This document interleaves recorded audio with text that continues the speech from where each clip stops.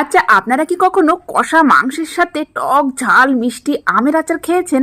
খাননি তো? এবার একবার খেয়ে দেখবেন।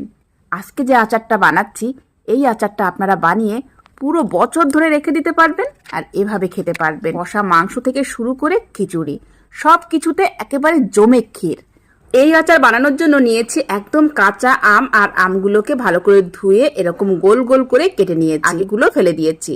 আর 1 টেবিল চামচ পরিমাণ কালো সর্ষে, 1 টেবিল চামচ পরিমাণ সাদা সর্ষে ভিনিগার দিয়ে বেটে নিয়েছি। এবার কড়াইয়ে দিয়ে দিলাম সরিষার তেল, 2টো শুকনো লঙ্কা, 5 ফোড়ন, আর যে মশলাটা বেটে নিয়েছিলাম সেটাও দিয়ে দিলাম। ভালো করে নাড়াচাড়া করে দিয়ে দিলাম সেই কেটে রাখা আম আর কয়েকটা গোটা রসুন। 1/2 কাপ পরিমাণ চিনি দিয়ে ভালো করে মিশিয়ে নিচ্ছি। এরপর কালারের জন্য 1 টেবিল চামচ পরিমাণ শুকনো লঙ্কার গুঁড়ো আর 1/2 কাপ পরিমাণ ভিনিগার দিয়ে ভালো করে মিশিয়ে নিলাম।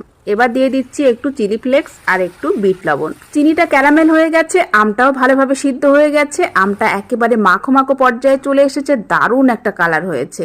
এবার আমটাকে নামিয়ে নিলাম, ঠান্ডা করে বয়েনে ভরে নিচ্ছি।